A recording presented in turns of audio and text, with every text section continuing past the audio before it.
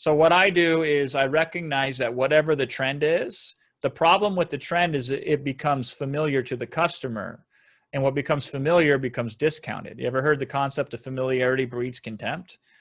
So the best thing you can do is realize that you're going to have to make constant fluid adjustments to whatever you do if you want to be successful in this business.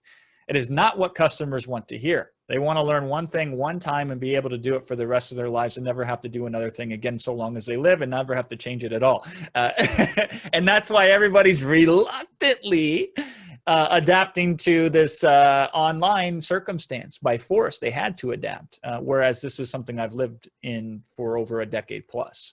And that is the case. But the better we can understand and not put pressure on ourselves.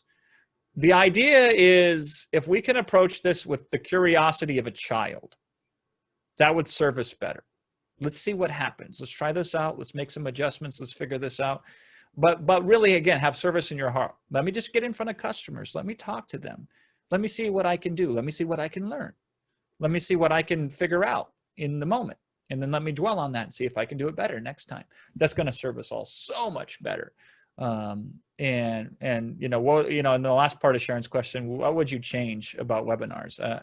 I would change the fact that most people that do webinars, they don't do them very well.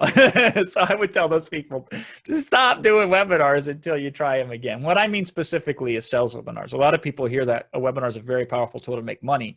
And so they get on and do these very boring webinars where they talk at their audience instead of involve their audience.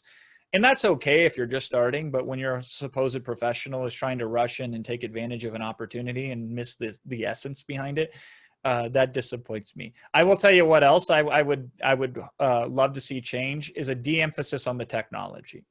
I don't see that changing anytime soon, but a lot of people become overwhelmed by the tech. It doesn't matter to me. Use whatever platform you feel most comfortable with that will get your webinar out there the quickest, be it Zoom or be it something else. Technology is not important here. You can figure out better technology later. What is important is the message that you have and its ability to transform somebody who couldn't do something before to being able to do it effortlessly or to do it confidently after hearing you speak one time on a webinar. And that's really powerful.